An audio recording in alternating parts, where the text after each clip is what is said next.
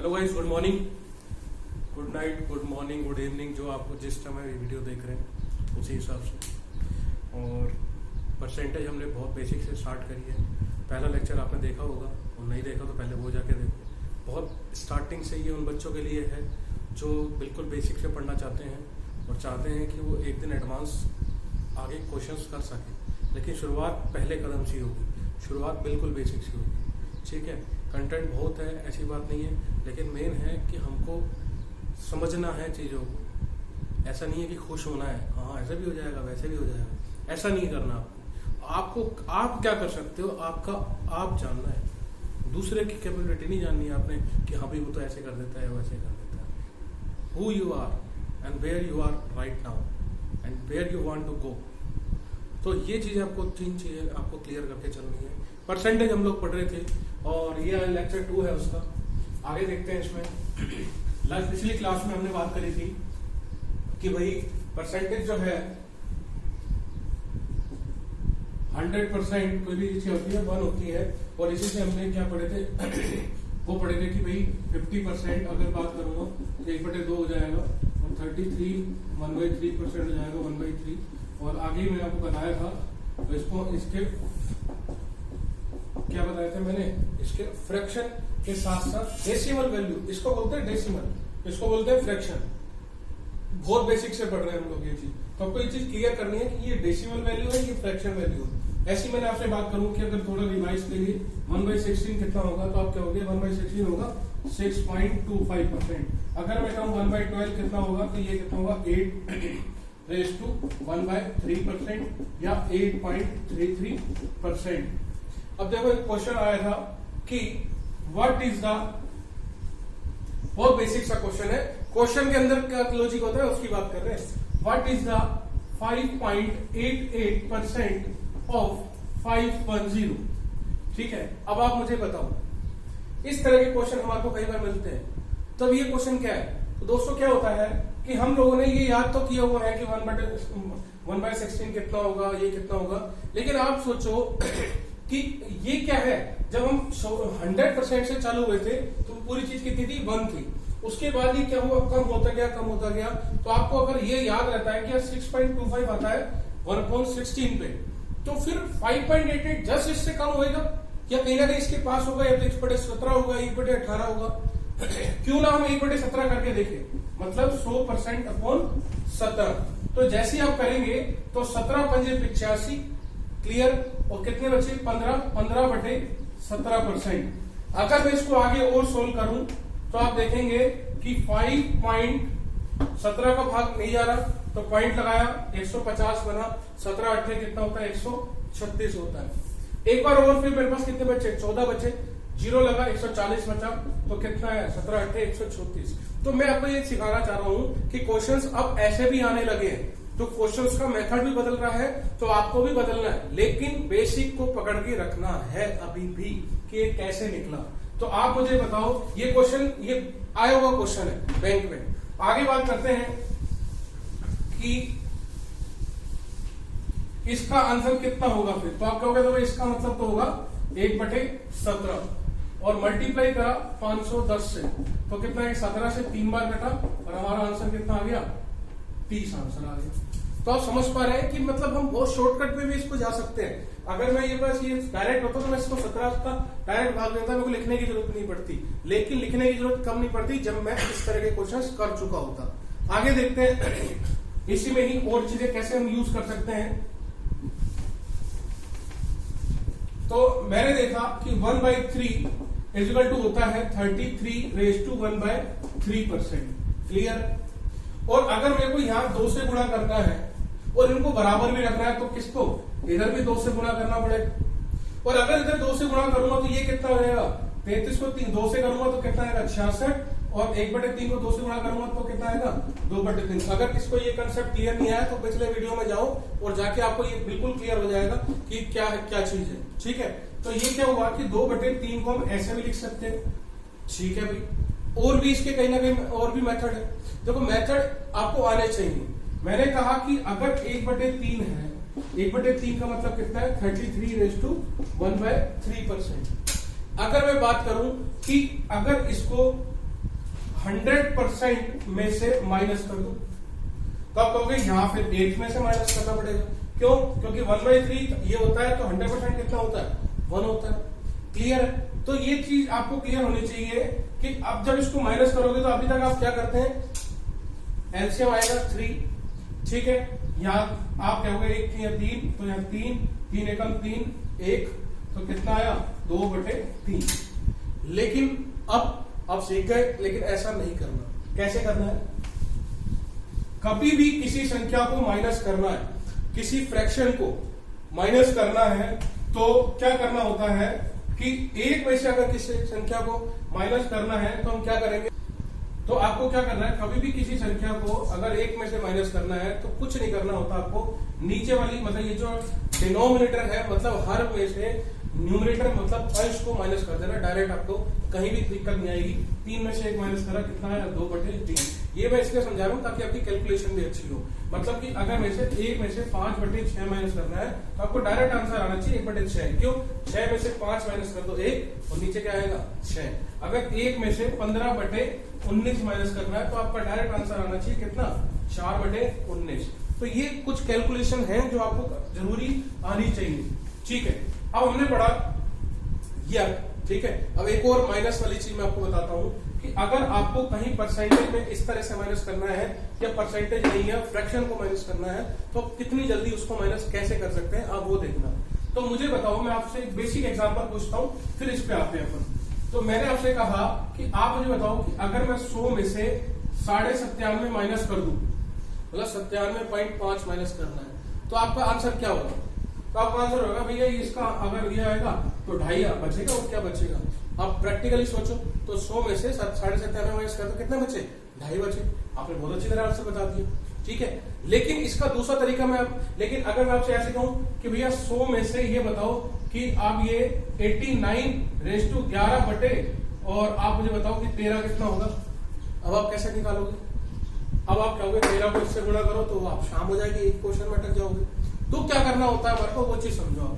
तो उसके लिए हम क्या करते हैं कि आप देखो कि 100 में से क्या करना है, 97/1/2 माइनस करना है।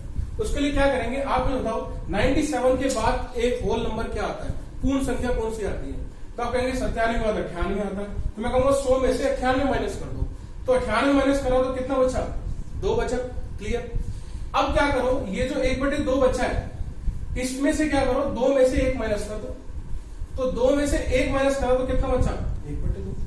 क्लियर यहां तक? तो यहां से आपको बहुत अच्छी तरह, आप एक और एग्जांपल बताता हूं कि 100 में से अगर आपको 96 सही 1/2 माइनस करना है, ठीक है, आप कहोगे 3.5 आंसर आएगा। लेकिन मैं कहूं कि अगर इससे तरीके से निकालना है तो 96 के बाद पूर्ण संख्या कौन सी आती है? 97। तो 100 में से जब 97 माइनस करोगे तो कितना आएगा? 3। और 2 में से 1 माइनस कर दो, कितना आएगा? 1/2। तो मतलब ये फ्रैक्शन का तरीका सही है माइनस करने का। तो हम इसको कैसे यूज कर सकते हैं? आप देखो कि अगर इस तरह से मेरे पास आ गया तो मैं क्या करूंगा, 89 है तो किसको माइनस करूंगा? 90 को, क्योंकि इसके बाद पूर्ण संख्या को, ये संख्या 89 से ज्यादा है लेकिन 90 से कम है, तो मैंने कहा भैया 100 में से 90 कम कर दो। मैक्सिमम 90 तो होगा, तो 90 कम करें तो कितना बचा? 10। और ये क्या है, 13 में से 11 माइनस करो तो कितना आया? 2/3। तो ये क्या होगा? माइनस करने का तरीका होगा। तो आप अब यहाँ बताओ मुझे कि यहाँ क्या करेंगे। तो हमने कहा कि यहाँ ये करेंगे, 100 में से 13/1/3 माइनस करना है, तो आप क्या करेंगे कि आप 100 में से किसको माइनस करेंगे? 34 को, तो कितना बचेगा? 66। और 3 में से क्या माइनस करेंगे? 1, तो कितना बचेगा? 2/3। तो ये जो है, हमने इससे पहले भी हमने ऊपर निकाला था और इस तरह से भी है। ये अलग अलग तरीके आपकी कैलकुलेशन बढ़ाएंगे, ठीक है। तो ये कैलकुलेशन के लिए था। आगे चलते हैं, बहुत धीरे धीरे हम लोग क्लास को लेके चल रहे हैं ताकि आपके दिमाग में बैठ सके ये सारी चीजें। तो मैं भी आपको 2 मिनट में 2 सेकंड में सारे क्वेश्चन कर देता और आपको जादू दिखाता था, आप खुश हो जाते हैं। लेकिन आपका इंटेंशन क्या, आपको सीखना है। तो सीखने के लिए टाइम लगता है। जितना टाइम आप लर्निंग को लगाएंगे, ये चीज ध्यान रखना, उतना ही ग्राफ मतलब टाइम का अपने आप गिरता जाएगा। मतलब कि आप जितना ज्यादा सीखते जाएंगे उतना ही आपको कम टाइम लगता जाएगा। ये इनवर्सली प्रोपोर्शनल होता है। क्लियर? तो इंप्लीमेंटेशन में टाइम जब कम लगता है जब आप लर्निंग को टाइम ज्यादा देते हैं, ठीक है। कभी भी आप एग्जाम में जाते हैं या आपने कभी कोई ट्रिक सीखी होगी, एग्जाम में जाके भूल जाते हैं, क्या कारण था उसका? क्योंकि आपने उसमें प्रैक्टिस नहीं करी, आपने लर्निंग फेज में नहीं गए, आपने एक बार सीखी, आप सोचे अब तो कर लेंगे, लेकिन वहां फायदा नहीं हुआ। आगे देखते हैं। नेक्स्ट आता है हमारे पास कि परसेंटेज पढ़ा हमने, और परसेंटेज से कुछ बेसिक क्वेश्चंस पढ़े और इनका किस तरह से यूज होता है वो भी हमने पढ़ा। एक और क्वेश्चन आता है कि आप मुझे बताओ कि व्हाट इज द